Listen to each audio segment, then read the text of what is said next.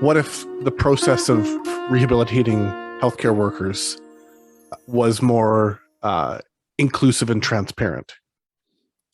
Right.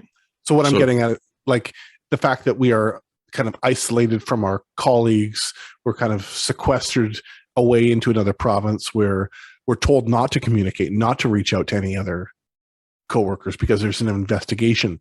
But really, how much of that is also driven by stigma?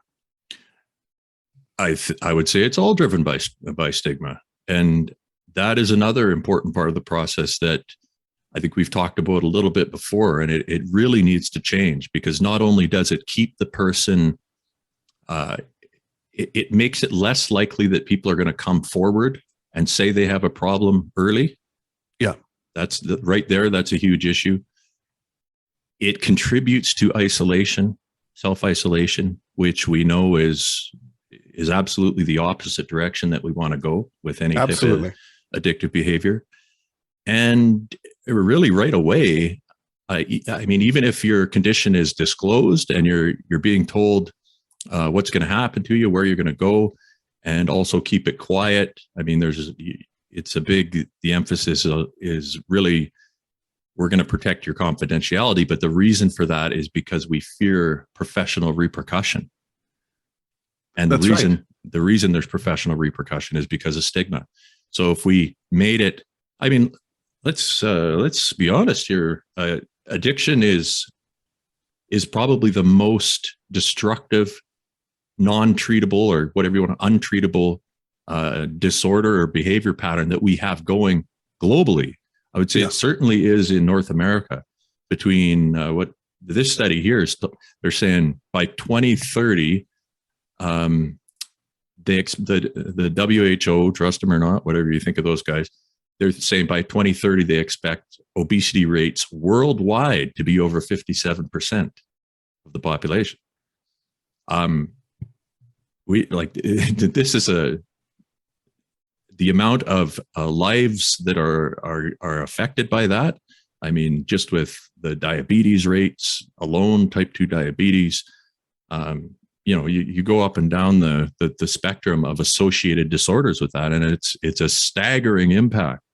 Yeah. And yes, we've got problems with our food chain, and the type of food we're eating is not great, but it's still, I think, it's a side effect of our society that's kind of, I mean, we're talking about it, but are we really giving it everything we've got to get this under control? I don't think so.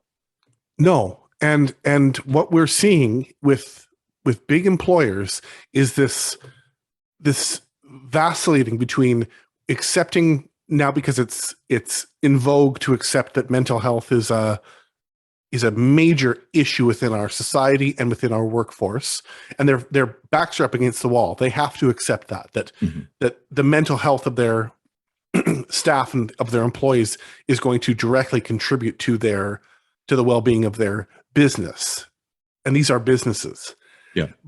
But then there's this indecision or this grappling that's still occurring about how much of addiction is related to mental health, how much of it is related to workplace stress. And there's a lot of ownership that has to happen there if they're going to accept some of those things. Oh. And until that acceptance occurs, there's this sequestering of their staff that are going through addiction. Yeah. And they are told specifically, do not make contact with your coworkers. Do not reach out. Do not ask questions about it. Do not come into the workplace. Yeah. Yeah. You're effectively cut off right away. You're effectively cut off right away. And I know for myself and for people that I've gotten to know, that's a very disappointing part of the process. And it's a part of the process that makes it all the harder.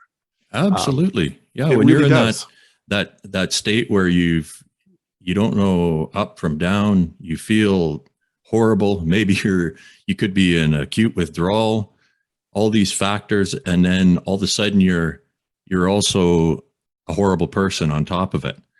And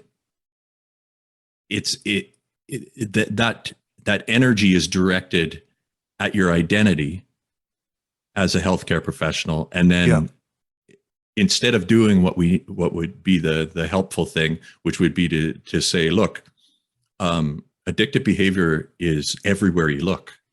I mean, you look in a hospital, every overweight healthcare professional there has the same basic behavioral pattern. It's just different levels of it. And yet, for some reason, once you reach a certain level, it's considered socially unacceptable to the point where you don't get the pat on the back, you don't get the, hey, we're there for you. You get the, like, you're cut off, basically. Yeah. And I accept the part of, hey, you stole drugs from your employer. Mm-hmm. You took drugs that were there. But this refusal to accept that it's in a stressful, potentially traumatizing, harmful environment that is devoid of adequate resources and mental health support on a daily basis, and there's no answering to that. No, it's like appalling to me. It would be it's akin to starving your crew. Say you got a bunch of people together and they're working on a project. You don't let them eat until they break down. I mean, you can't expect somebody to be in that environment and not have problems without adequate support or breaks, or, there's got to be some kind of a give and take there, right? Yeah. And, so at the dawn of Nurses Week starts on May 9th in Canada.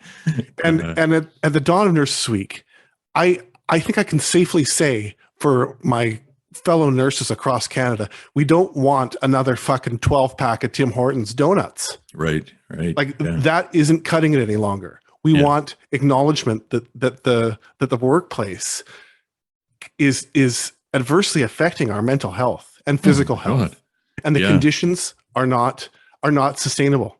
They're not. They're if you think that this is something that can continue on with these kind of staffing shortages, with the preposterous level of responsibility per individual.